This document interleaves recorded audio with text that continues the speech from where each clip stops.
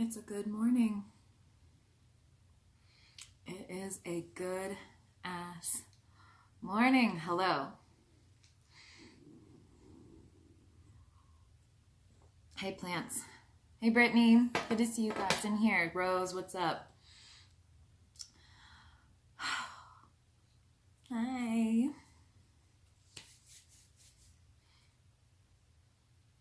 Good to see you. Let's go. Good to see you. Oh, hey, bitch. What's up, Shiana? I'm so happy you're here. That's good to see you. Oh, grand rising to you as well. Good morning. Happy Monday, everybody. I hope you had a good weekend. Okay, I want to stop saying good in general, because that Chinese proverb, who knows if a thing is good or bad or not, that keeps popping up in my head in a really real way. And I think it's because it's my highest self, hey, right here, remember, keep that in mind. Don't judge shit. Just go with it. Let's see what happens. Don't think you know. That feels like the key at this point in my life right now. And I think that could be extended collectively because we're in Taurus season. We're, a few days out from a Taurus new moon. We're starting a new moon cycle. Uranus is transiting Taurus.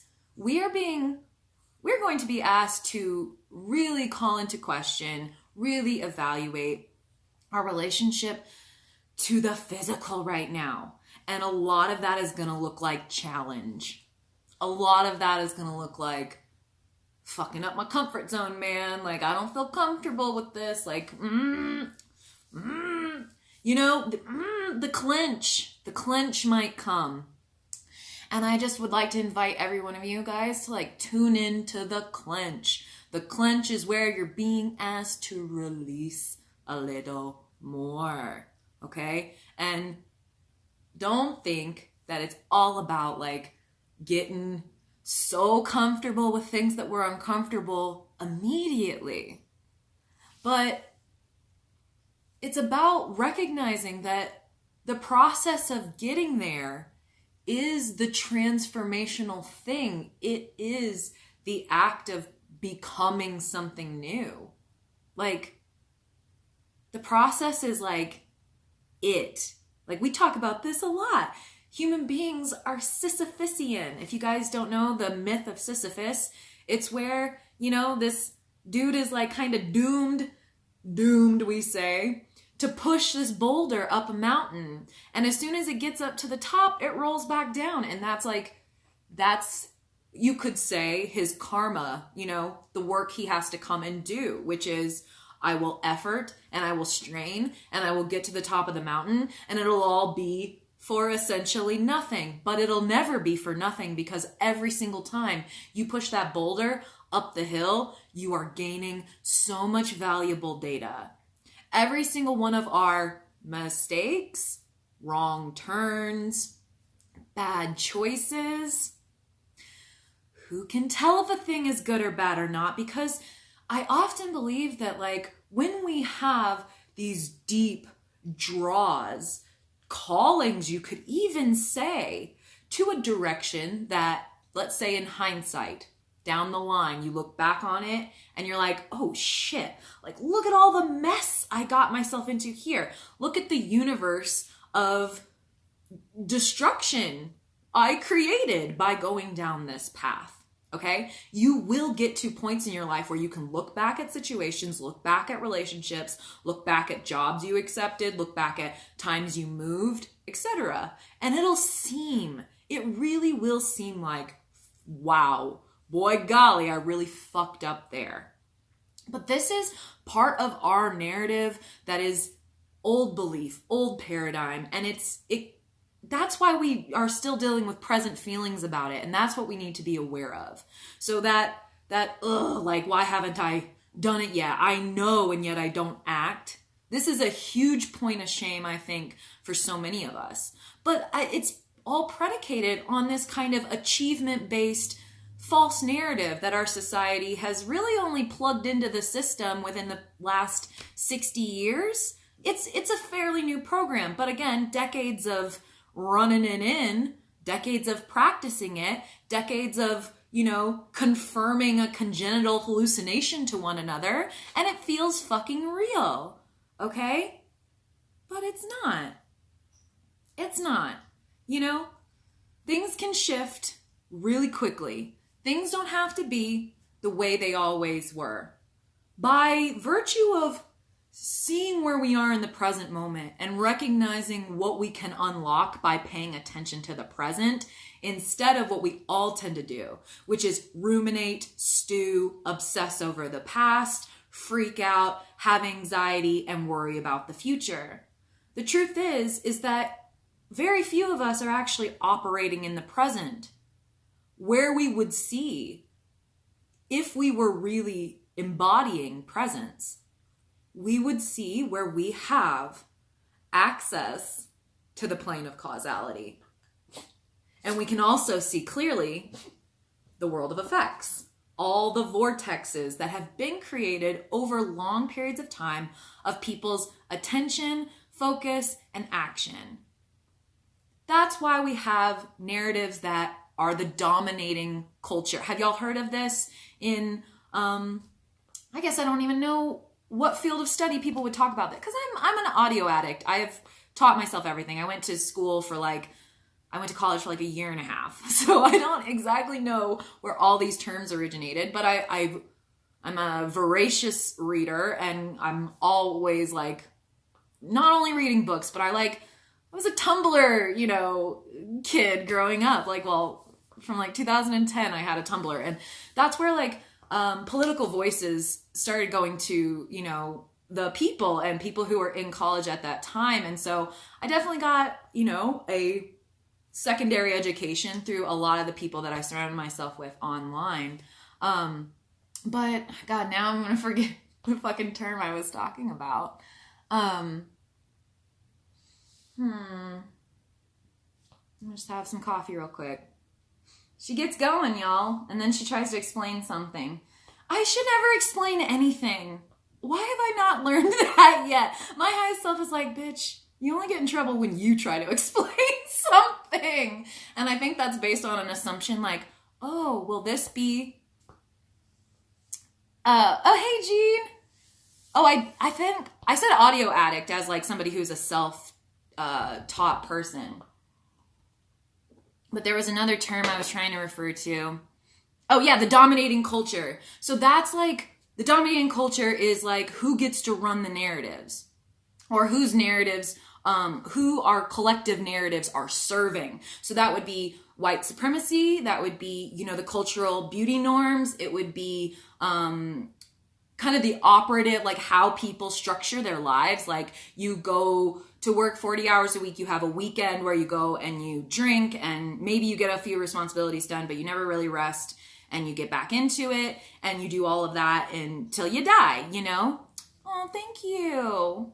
I cut my hair again, I reshaped it, so I think it looks a lot better. It was a hack job previously, and I just needed to get the weight off. Anyway, so the dominating culture, it only feels impenetrable because, again, we have been participating in those vortexes so long. So the reason why it feels so hard to get out of those paradigms, to think that oh, that's an obstacle I don't have to choose to participate in, to get to see that, we have to embody presence. We can't be super concerned with the future, and we can't be obsessed with the past. We have to see what is here, right now. I mean, one of the most inspirational, I think, spiritual texts that's happened in the last 100 years was Ram Dass's Be Here Now. And if you really read that book, which it's beautiful just to look at, and I don't even think you have to read it, just to look over one page and absorb that, could almost unfold for you for a lifetime. It's that powerful of a book, I believe. And the ideas in it, especially at that time for the Western mind, those ideas had existed in Eastern mysticism for centuries.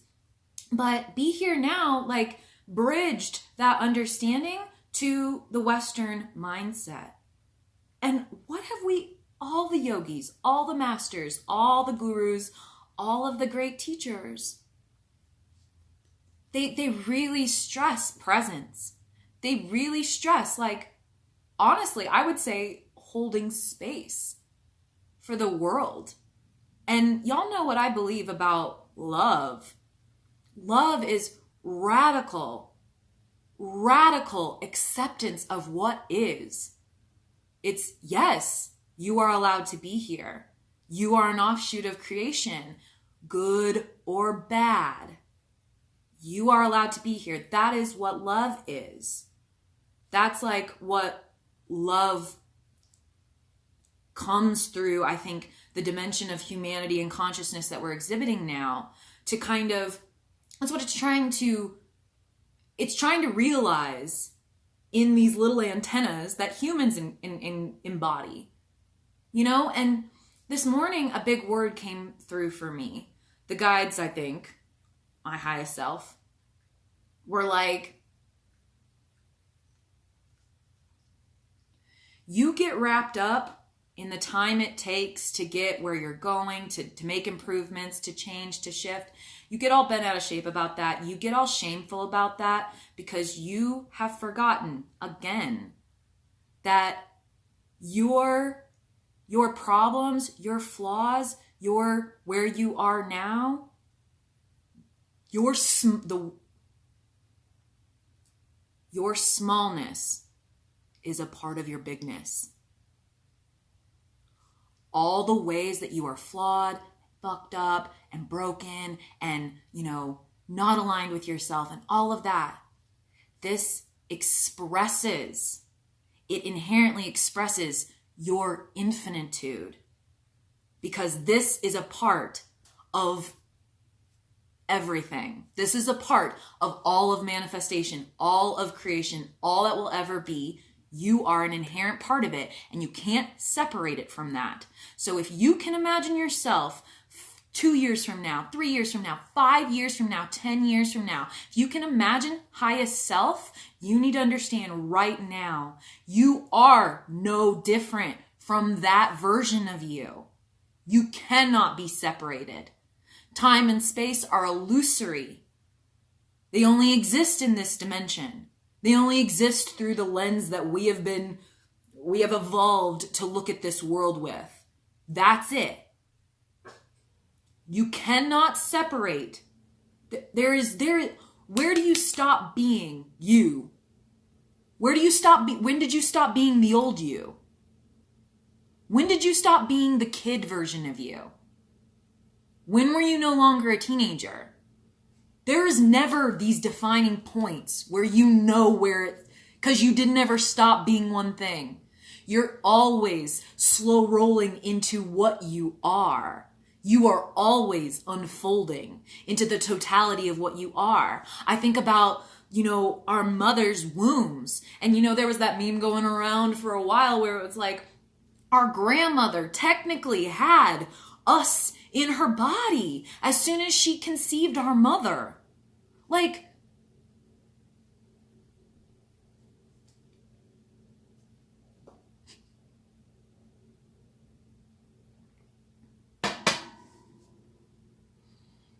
we have been here. We will continue to be here. We will continue to unfold. Every part of your process is a part of your becoming. It's all held. It's all acceptable. It is all okay. Forgive yourself. Accept yourself as a total being, as the highest self that you will become, and any lower version of yourself you've previously been. They the same bitch all the way through. You cannot separate. And yes, claim it. Everybody, say I accept it. Say you forgive yourself. Say you release the shame that this dominating culture has wanted you to take on for being a being, for being human, for being authentically yourself. It's where the shadow of humanity has started. Others shaming for our authentic selves. You have the ability to call the truth back to yourself. You have the ability to remember that you are the microcosm of the macrocosm.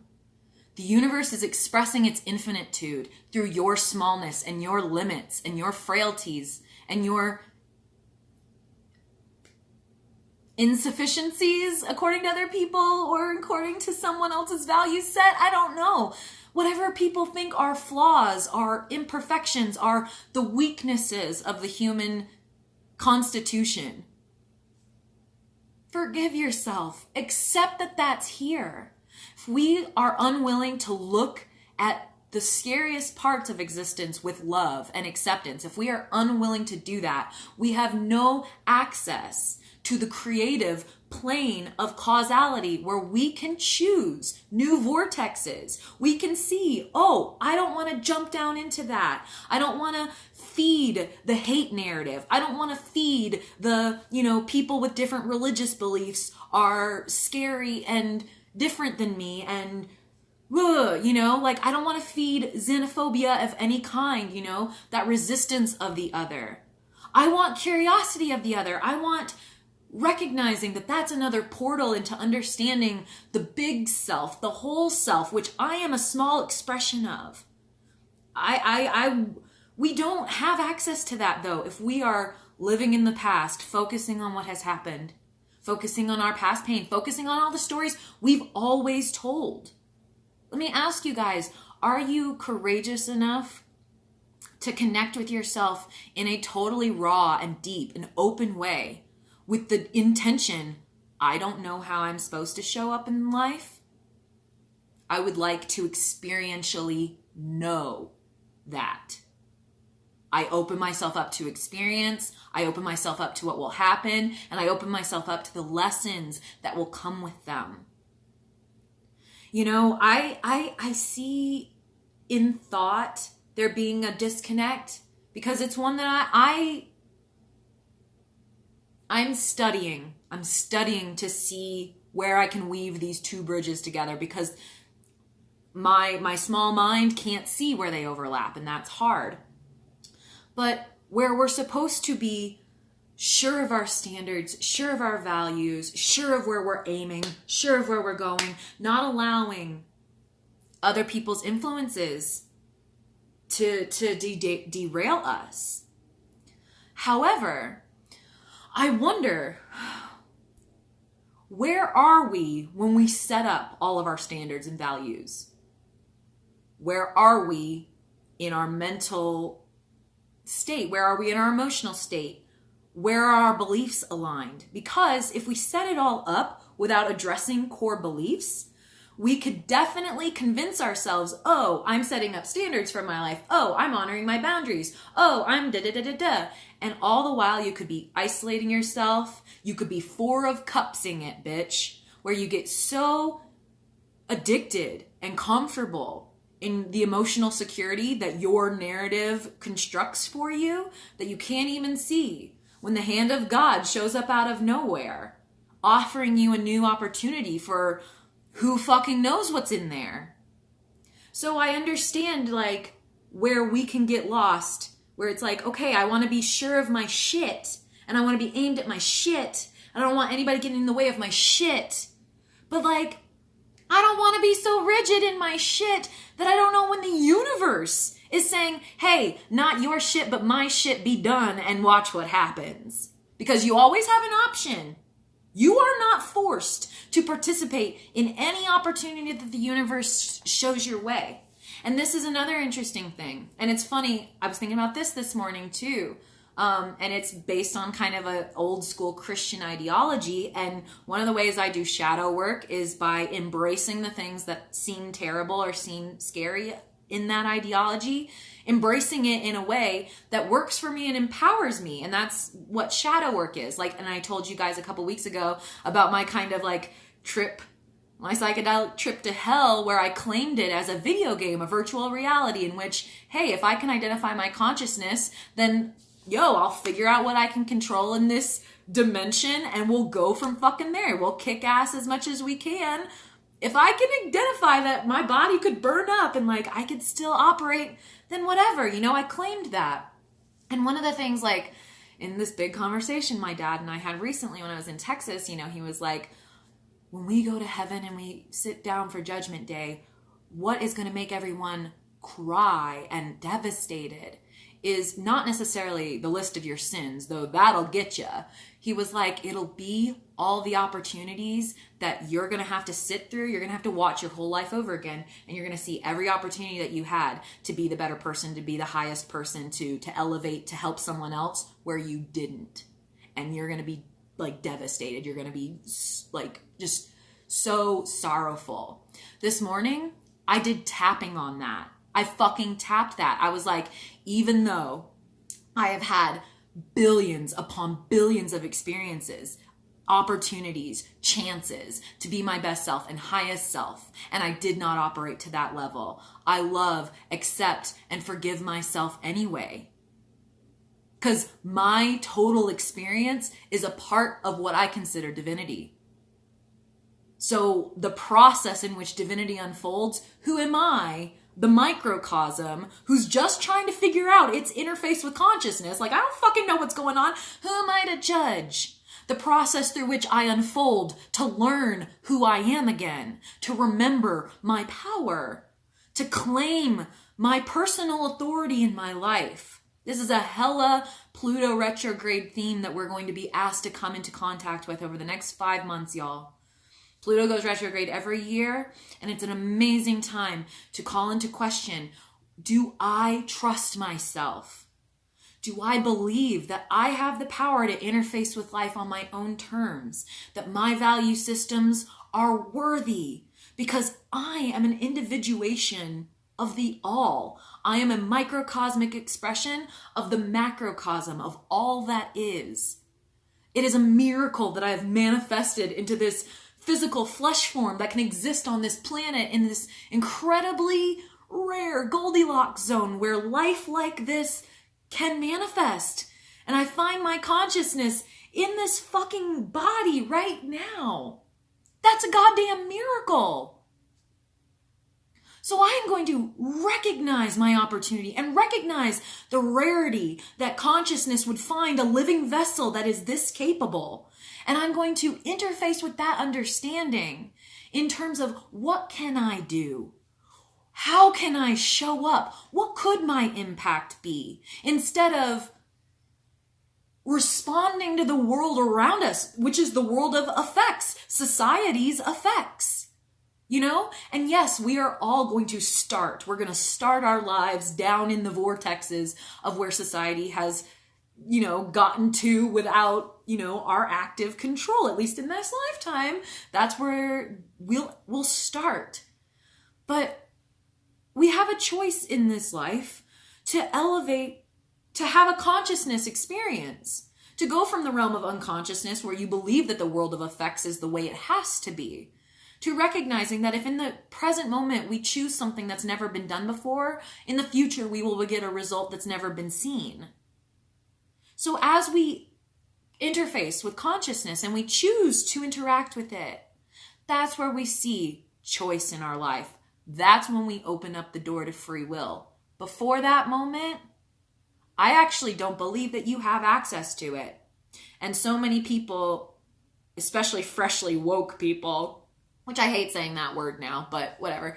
Freshly woke people get really annoyed with everyone else who's still asleep, still unconscious. And I'm like, bitch, you just got here. Like, calm the fuck down. You've got to recognize, like, a year ago, you were that same bitch who thought there was no way to change your life, that you are a victim of circumstances, that it's this reason and that reason and the other, that you don't have the ability to be as successful, abundant, live the life that you want as other people do. Like, you were that person just a minute ago. So recognize that to wake up from that is to wake up to responsibility, and most people would like to stay asleep. And remember, we talk about like resistance, like the way I illustrated is like, yo, we are on a rock, going thousands of miles through space, hurling around a fucking star. Like, yes, laying down doing nothing, going to sleep. It reminds us of, I think, a past experience, an ultimate let go of being one thing, not having to worry about what happens because you are what happens. You are the unfolding of life. That's why we love to sleep. That's why we love to lay down. It's why we love to not move. But it is our calling to move forward. It is our calling to move through this plane according to our free will, to see the choices, to start to learn the principle of cause and effect so that we can see where we interact. We can see our responsibility. And yes, looking over the past, it is very easy to hit ourselves over the head. Y'all know when we pulled the nightmare card, and then the 10 of swords, like, you can use your mind to really keep you even more stuck when you're like looking back at where you've been, And that's what I was trying to go to with the tapping thing about, when you get to Judgment Day and you see all the ways that you couldn't help. Well, I can just accept and forgive myself anyway. If I love and accept myself, even though there will be billions of opportunities to do good that I will miss because of my limits, and that's a part of divinity unfolding, then it makes me bigger.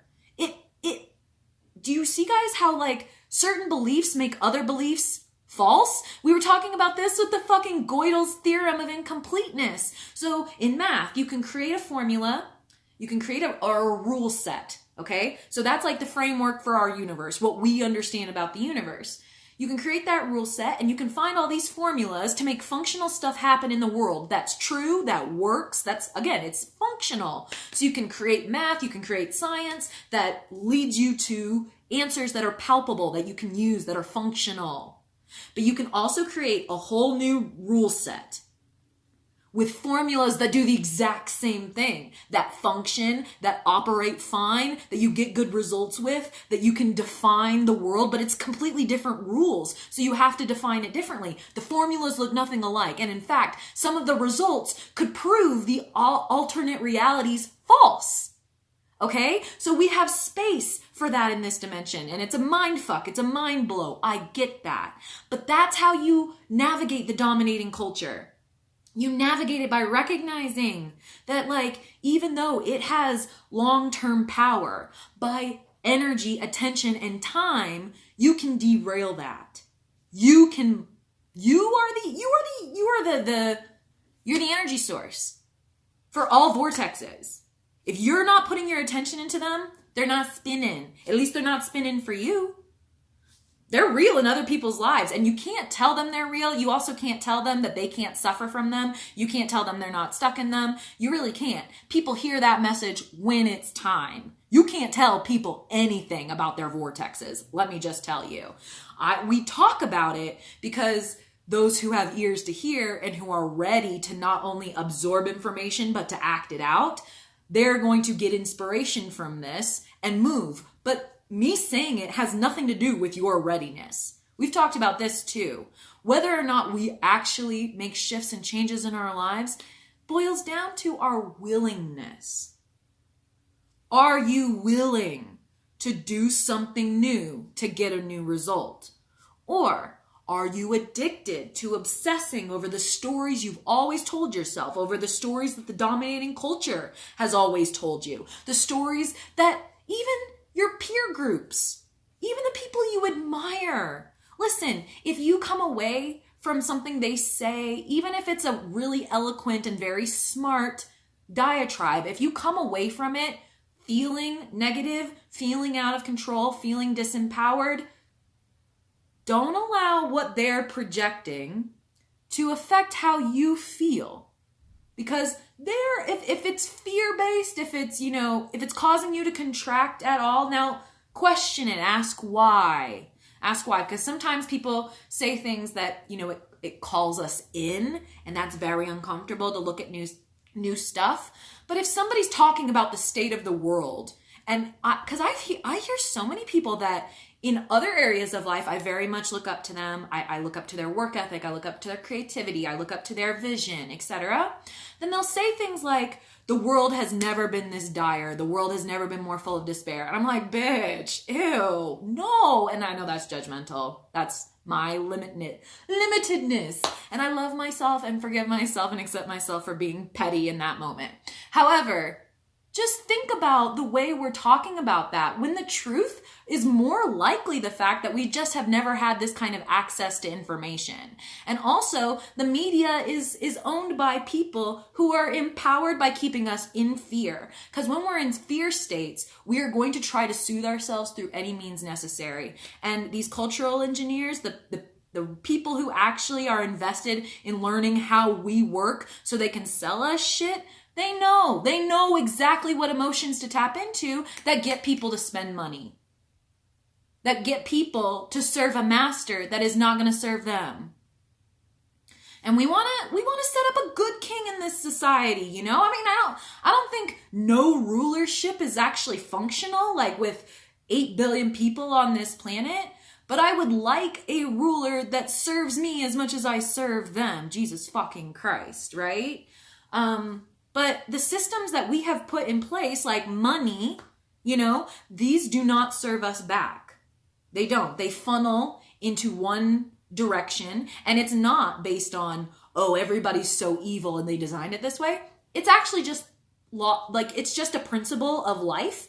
80% of the energy flows to 20% of the people. 20% flows to the rest of the 80%. It's called the Pareto distribution. And I'm not an expert at it, but the 80-20 principle like exists in almost all forms of creative output. It's in the farming and agriculture industry. It's in business. It's in creative production. It's in, client relations. It's in the relationships that actually take up time in your life. Like 20% of the people are giving you 80% of the fulfillment in your life, and 80% of the people you deal with are only giving you like 20%. And they probably are causing a lot more of the issues, and that just is the way things work. And it's even in the Bible. Those who much is given, more will be given, and those who have none, like more will be taken away. It's this weird thing, and it's about recognizing that resources tend to exponentially grow on themselves. And if you stay in a lack-based mindset, you will continuously create the vortex of poverty. And this is where we get generational poverty. Because what parents over generations have weaved for their children are beliefs and mindsets that the world is not enough, that things are unfair, the system is rigged, like crooks get money. It's only the white man who has any control over currency in this game. All these narratives that they just stir it, and if that's the environment you grow up in and you watch that model your entire life, bitch, you are going to have to do some deep deconditioning work. You're going to have to do some real intense reprogramming of the subconscious mind, because the subconscious mind is ruling about 95% of what we all kind of do. As we step more into presence, being here now, conscious awareness of the plane of causality that we inhibit in the present moment, where like our choices matter, when we step into that understanding, now we are empowered. Now we're really empowered to decide, how do I want to show up here? How do I want to look at life? How do I want to feel on the daily? Because any feelings that make us feel smaller, less in power, out of control, these are all serving the dominating culture of fear. And there are so many people in the love and light, in the spiritual, in the wellness, in the coaching, in the build people up community who will say shit like this because they are so addicted to the role of president meaning something. And so they're the people who are obsessed with the fact that Donald Trump is president and all this. I'm like, you're so tied up in the world of effects that you are literally using all your creative energy, all your chi. You're using all your life force to continuously stimulate the vortexes that you do not want by talking about them, by writing think pieces about them, by creating in honor of them. People who make trash art about Donald Trump, I'm like, okay, like I get it, but also, is that really where you want to put your creative energy? And you know what? There's some people who are on all sides of the spectrum, and we need it all. We need it all. I'm just asking those of us in here, because I know sensitive folks, which a lot of us are energetically sensitive, and I do not mean emotionally sensitive when I talk sensitivity anymore. It's because it's energetic anyway. All thoughts, all emotions, all that shit, it's felt. It's vibratory, okay? So,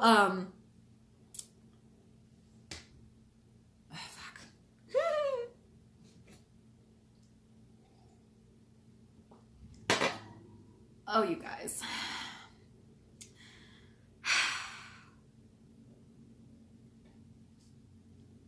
Again, yeah, just if you continue to create in honor of the things you don't want, you actually are voting for them to be more here, to be more solid, to be more. Like if you continue to paint Donald Trump as the enemy, he is going to show up more and more in your viewpoint as the enemy. He's going to do more atrocious things.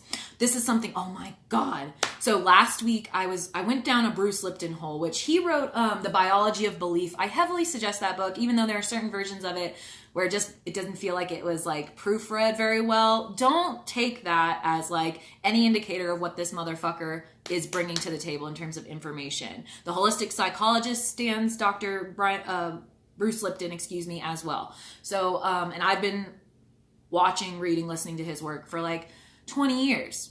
Well, 15 years, sorry. Not 20, Jesus Christ.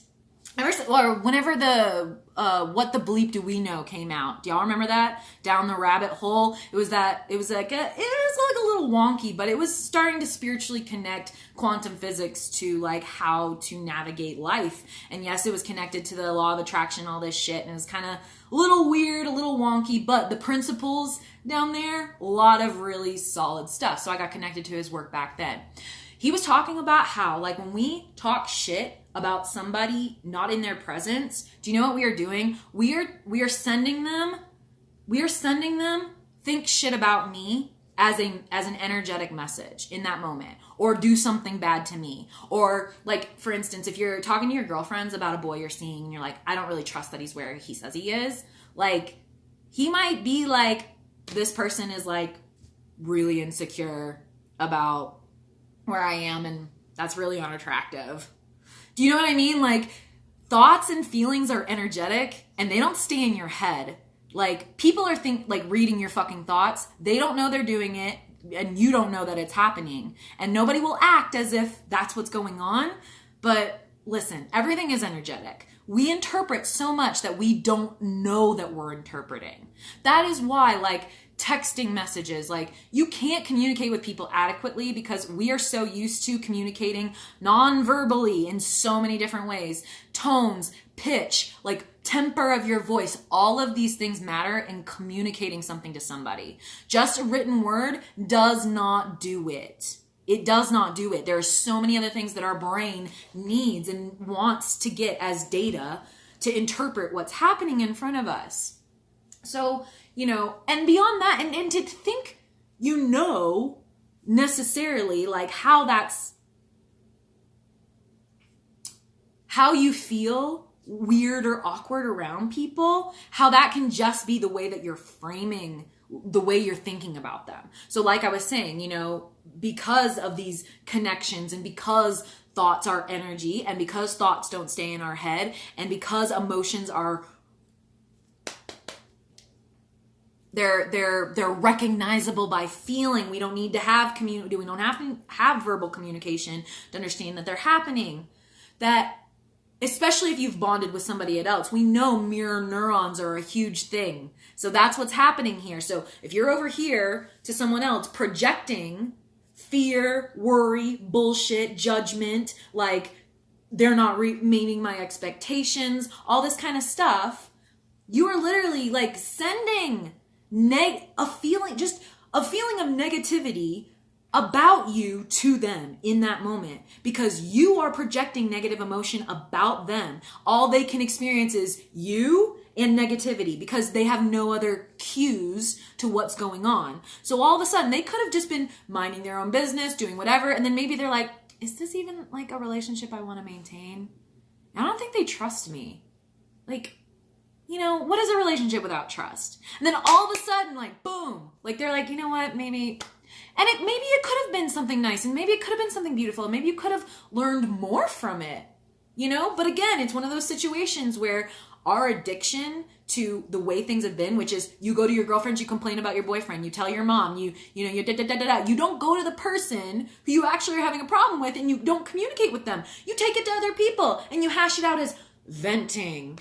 You're bitching, and you're stirring a negativity vortex about somebody that you've actually chosen to be in your life.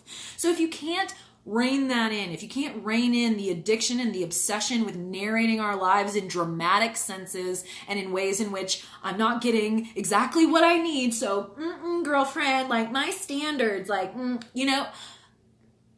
I just want to challenge. Again, if your core central belief system is still based in a lack of worthiness and stuff like that, whatever standards you set up for yourself are probably going to serve your isolation. They're going to serve disconnection. We all wonder why we can't catch a break with if you're single, like dating somebody right now, and we blame it on Tinder. And I'm like, no, the issue is like, your attention span. Your issue is like patience, and your issue is communication. And your issue is also like you haven't managed yourself well enough that how people respond to you, you're allowing that to define your value set. You're allowing that to define your value as a person.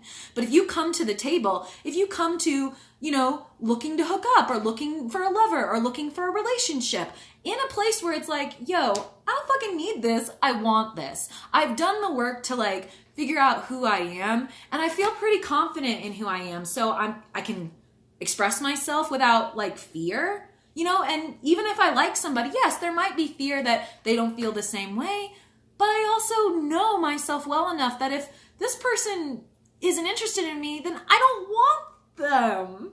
So the sooner I'm like honest about where I'm at with it, how I see things, I'm actually getting down to the bottom of whether this is something I should pursue or not quicker.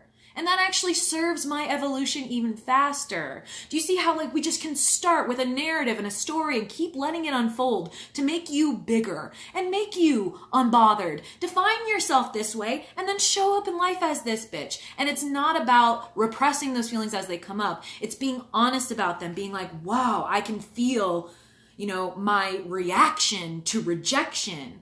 But I can also say, hey, I know that rejection doesn't mean anything about my value. Now I know that. In the past, I didn't know that. So that's why I'm having this emotional reaction to the present moment. Because I am used to operating in, if it feels anything like the past, it is the past re-happening, because I've told that story so many times. I programmed my lens to see things that way. But if I'm really present and I recognize, hey, I can get into the plane of causality. I can choose which vortex I feed. I'm the energy here. I decide. I fucking decide what I'm going to feed. And I want to be this bitch. I want to be this person. I want to show up like this. I want to respond this way instead of reacting that way. For instance, like jealousy is a huge thing I think that the whole collective has no clue how to mitigate in a large sense. And on one level, I gotta give like some props to the polyamorous community for really trying to give people tools to deal with jealousy. But that is one of those things where it's like most of us have no handle if we were to experience it, right? Like if a wave of jealousy comes up, it's like, oh, like your whole body is just like, at least me. I won't speak for everybody. This is just me. When a wave of jealousy comes up into my life, and it's very rare, I only have jealousy towards people I'm interested in. So like sexual relationships, partnerships, lovers, etc. I only experience jealousy in that area. But what I'm recognizing more and more is that jealousy is based on an old, deep belief system. That belief is that other people's specific other people's attention and energy towards me defines my value. I don't believe that anymore. But my body is still living with the consequences of that as a past belief. And I have to be aware of that. And I have to check the emotion jealousy as not, I am jealous. This is me. No, this is a natural chemical reaction based on what I used to believe. You know what? Being real about I'm having a jealous moment right this moment, and this is really not the vortex I want to feed. So I'm going to step back. I'm going to take some of the tools in my self-care toolbox and utilize a few, maybe some deep breathing, maybe just removing myself from any sort of stimulus, going for a walk in nature, anything that can help you change the emotional environment. And what's beautiful is that you can really easily change that emotional environment when you consciously make that effort to do so.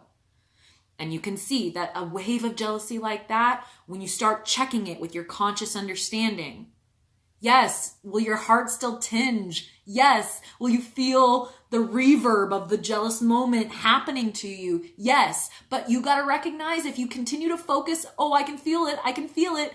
You're making you feel it longer.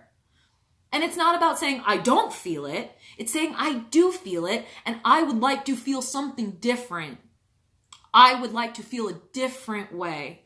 So if that's the moment where you have to start tapping on yourself or doing whatever, technique that works for you, that gets you to derail. I know some people like snap a rubber band on their wrist as just a way of anchoring yourself back to your body and claiming all the things that you know about yourself. Even though I feel jealous, even though in this moment I feel less than and insignificant and worthless in this person's eyes, I accept and forgive and love myself anyway. I know that that actually means nothing about my value. I know that the way other people behave cannot define my value back to me unless I have failed to define my value to myself. I accept wholeheartedly all of my flaws, all of the ways I can still be emotionally compromised, and accept that I am my full, total, perfect self as I am right now. Because only through love, acceptance, and awareness am I going to transmute these feelings to how I desire to feel.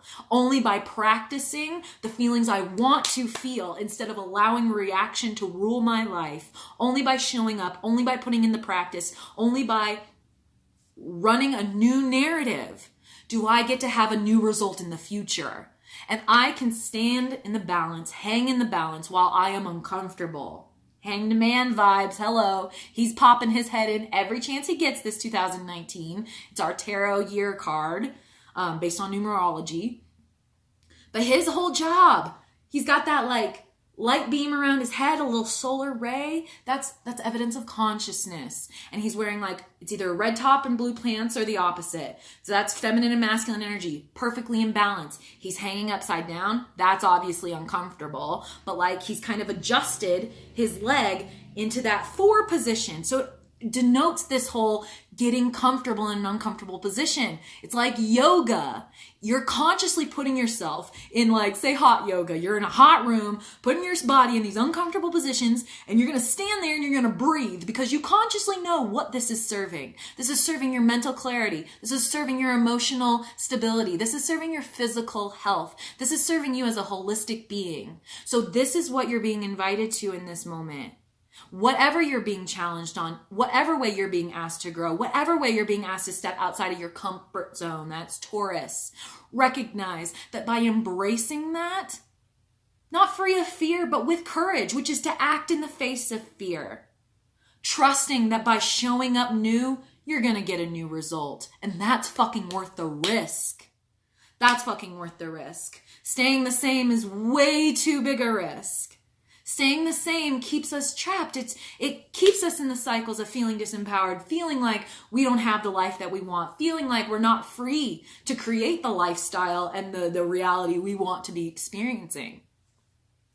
The more we practice in the hard ways, the ways that we're challenged, the ways that we're triggered, to show up as that future self, as that highest self, because we can recognize I am that self. There is no separation from me and them. Yes, I'm going to experience this thing called time and space in between this and that, but I can also, through conscious will, summon, invoke my highest self into this moment. This morning as I was getting ready, it was so funny. I put on like this last of highlighter, and I was like, there she is. And it was like highest self Jen just came in and was like, yeah, bitch, we here. We came through. We got you. And it's through my relationship to myself and seeing that I'm not bound by time. And I see that in my, inner child work. And I see that in my highest self future projecting work, my future self visualization work. I see that time does not matter to me. It does not matter. I can heal the past and I can design the future right now. Right now. But only if I'm here right now. Only if I choose to be here now. Anywhere else, when I'm, in other time periods unconsciously, which is what most of us do. We again, even when we're waking up, we're spending so much of our time unconsciously. The subconscious rules so much. So subconsciously, we're probably feeding a lot of, the stories that are keeping us stuck. And we wonder why? Why can't I make a breakthrough here? There are deep, deep beliefs. You got to start moving the energy. You got to start doing some sort of repetitious, putting time into it, putting energy into reprogramming the landscape of your body. And you can do that with words. Chanting is the most important thing that we have access to, creating spells, and all of our words are spells. Let's not get it twisted. What you say matters.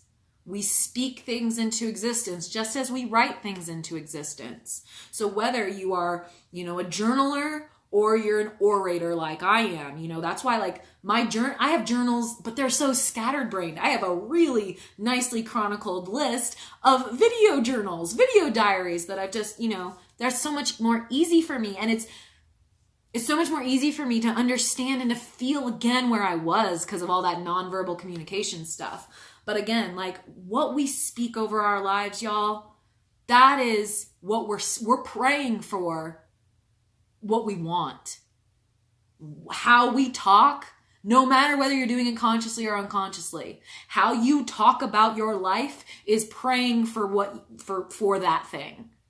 So if you're constantly complaining, you're praying for more reasons to complain. Because remember, we talked about last week, emotions, energy, because emotions are energy in motion. Emotions, energy, loves resonance. So, we hear misery loves company. No, emotions love resonance. Any vibration wants to be amplified. That's its desire is to grow, to expand, etc. Now, the natural order of things is to dissipate, right? To you strike the note and it dissipates. But it wants to express the totality of its note, It wants to sing that song. It wants to amplify. So as we build up an energy, an emotion, a vibration, it becomes more the reality. So that calls into question, what are you voting for? What are you allowing your emotions to invite into your life? What are you allowing your emotions to seed for your future? Because again, remember, based on the order of operation that tarot kind of illustrates for us, we start with the swords. We start with that mental energy. Then it's our emotions. It's the cups that builds the vibratory, energy field to invite things in. And then the wands is our action, how we act things out. That's our manifestation. That's the pentacles. That's when we get the result. But what our emotions are stirred up towards, that's what guides our actions. So if our emotions are negative, listen, we're going to move in ways to alleviate negative emotion. And that's never going to be the thing that like really fortifies us as humans. It's usually going to be distraction based, numbing based, I'll deal with it later based, procrastination, running away, avoidance, whatever.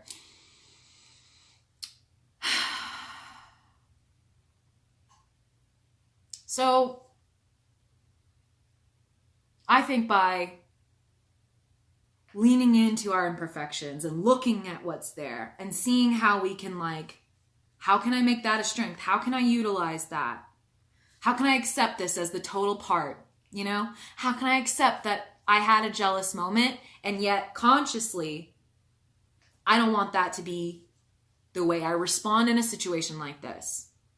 I want to be more King of Cups about it. I want to have more mastery. I want to be listening to myself in a deep way, but also interacting with the world realistically and figuring out what's right for me and then moving in honor of that or sitting back when that's what's called of me. Just because an emotion comes up does not mean we have to act on it. And let me tell you, if an emotion comes up that you don't like, then you act on it. Listen, you're participating in operation, the order of operation. You're going along the cooking line, and you're gonna get a whole ass burger based on some shit you don't want if you act on it. But if you get present with it, look at it, oh, there's that. There is that. Is that how I want to feel? Is that how I want to be responding to this situation? No, it actually is not. It feels real. It feels like I want to fight about it. It feels like I want to do something. It feels like I want to yell at somebody now. But instead, I'm gonna step into my self-care toolbox. I'm gonna do some deep breathing. Maybe I'm gonna tap on limitations. Maybe I'm gonna, do my favorite empowering mantra. Maybe I'm just gonna chant, I love, forgive, and accept myself totally. Maybe I am a divine being. I have I was also listening to an Abraham Hicks video recently where somebody was asking I'm doing all my visualization, I'm doing my journaling and all this stuff and da-da-da-da-da, and I'm like, it's not feeling like da-da-da-da. And she's like, this is what we call trying too hard. You gotta go lightly, child. If it doesn't feel good, if it feels like you're trying to force it, you gotta step back and get general with it. Claim things like, I am the creator of my reality. I am the decider of the lens I wear to look at the world. I have the ability to call my emotions into question. I have the ability to be aware of how I'm acting and whether that's what I want or not. So stepping back into these really general things of claiming your personal power when we are compromised, when we are feeling something and we want to transform it immediately, go into just start saying empowering things that you want to be true, that you want to believe are real for yourself. Claim your value, claim your worth, claim yourself as a creator, claim yourself as, one with all beings, claim yourself as not separate. And so any emotion based on separation is invalid in your worldview. This is where we can create our own rule sets that make the dominating culture false. And if it works for us, if we find functionality through that, that is a totally fine way of getting through the world. Don't let a fucker tell you otherwise. Just because you don't value all the same things that other people do. If you are getting through life showing up the way you want to, you're being the fucking vibration cultivator instead of the vibration absorber. You don't need good vibes only when you're coming to the room as a chosen lighthouse. When you step into your personal power, you own your responsibility and you recognize the vibration that I show up into this room with, that is on me and no one else. Then when other people have bad vibes, when other people are judgmental, when other people are Debbie Downers or complaining or whatever, you can transcend that because listen, actual higher vibrations bring everyone up to meet them. They do not lower. When lower vibrations are around a higher vibration, the higher one brings the lower one up to meet it. It's called the law of entrainment. You can physically see this. You can illustrate it with tuning forks. It literally happens. You can see this happen. So don't buy into like, need to protect your energy as much. No, you need to cultivate your energy. Once you cultivate your true authentic self's energy, bitch, it'll protect itself. You don't even have to worry. And that's all I have for this one. So we're going to start a new live. We're going to pull the What's the Mood card. So join me if you guys have time. I love you so much. Thank you for being here. Mwah!